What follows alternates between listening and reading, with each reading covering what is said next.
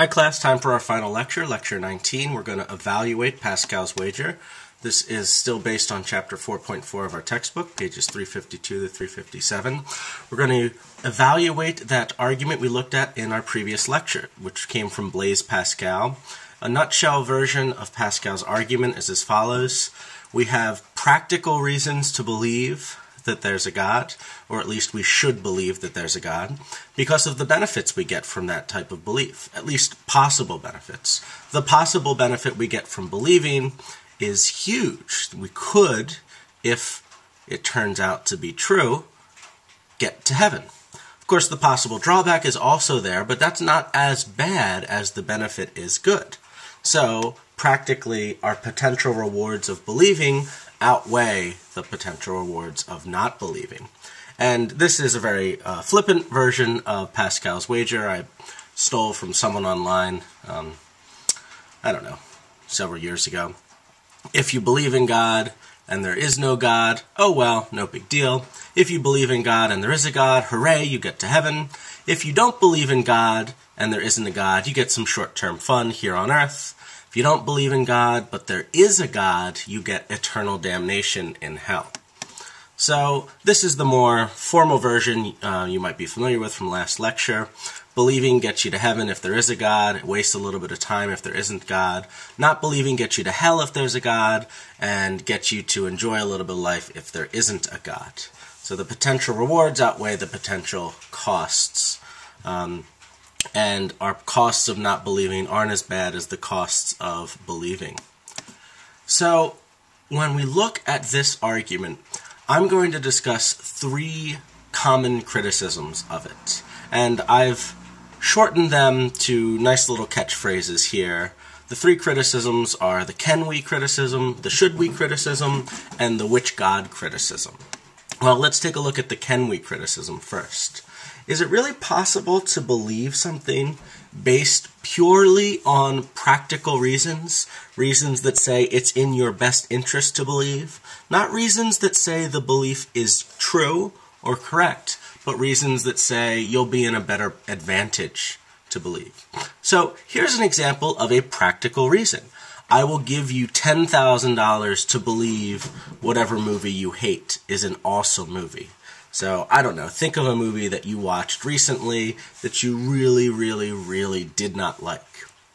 If I was sincerely standing in front of you offering you $10,000 to sincerely believe that that was a good movie, could you change your mind about it? Now, I know you could lie about it, but let's say I hooked you up to a lie detector test and I was really good at determining whether you sincerely believed something or not. Do you think you could sincerely change your mind about that sort of thing? Well, lots of us think that you can't, that our beliefs aren't like a light switch that you can turn on and off at will like this. That even if you think it's your best interest to believe something, it's not easy to just switch your belief on to believing it for that type of thing. Typically, we need some sort of rational evidence to believe something. Some sort of evidence that suggests the claim is true, not just that believing the claim is in our best interest. So we can't just sort of flip this switch in that nice, neat, easy way. So this is our first difficulty. Pascal has given us an argument, but Pascal has given us something that we can't really do anything with. Even if we recognize it's in our rational and our practical interest to believe that there's a God, that's not going to motivate us one way to actually forming the belief, since we're not psychologically hardwired that way.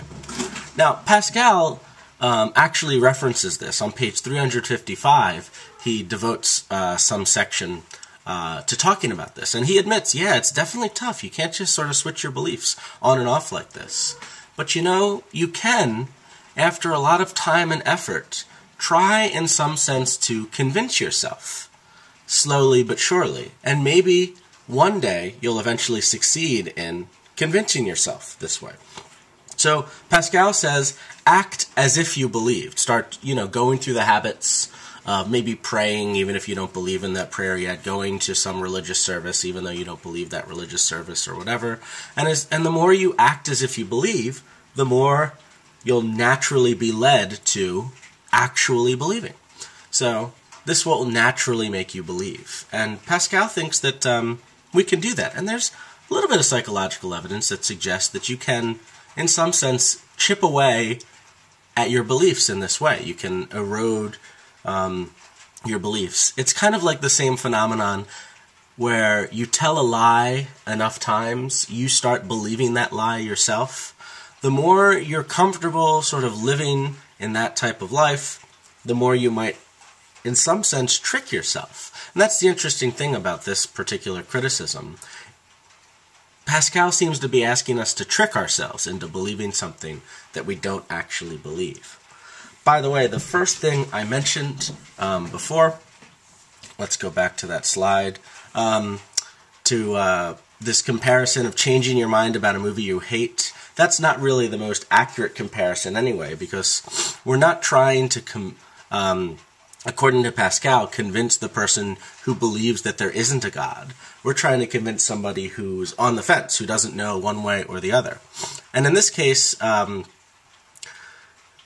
comparable analogy would be if I gave you $10,000 to believe that some movie you've never heard of or seen was a great movie.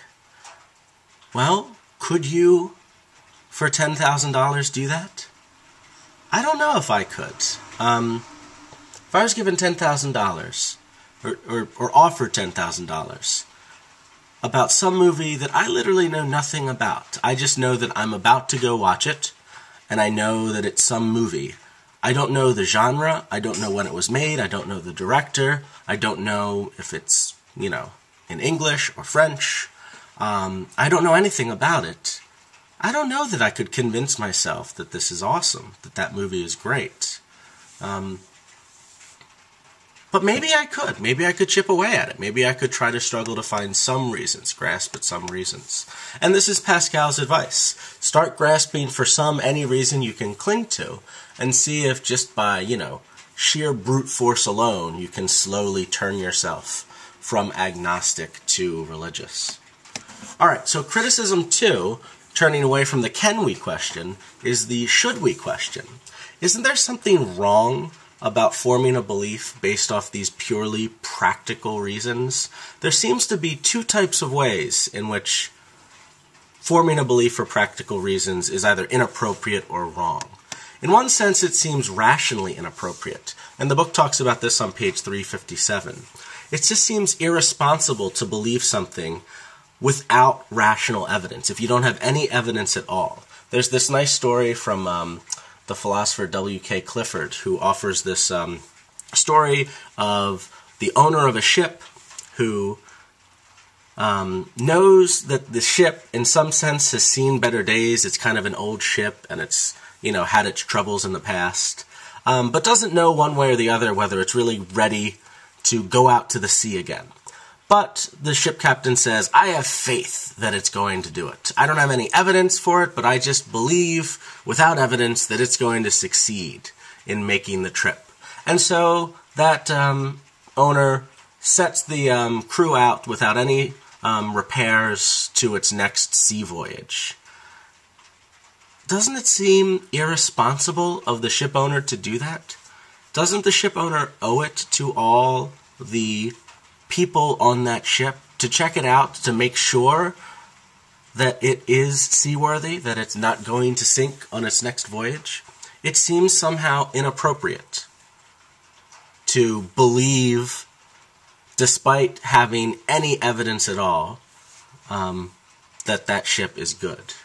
That type of faith seems, in some sense, unethical. It seems wrong for the captain to do that. In the same sense, maybe it's just irresponsible to believe anything without rational evidence, even a belief in God. And this gets into the whole evidentialism versus non-evidentialism debate, which is a hugely interesting topic.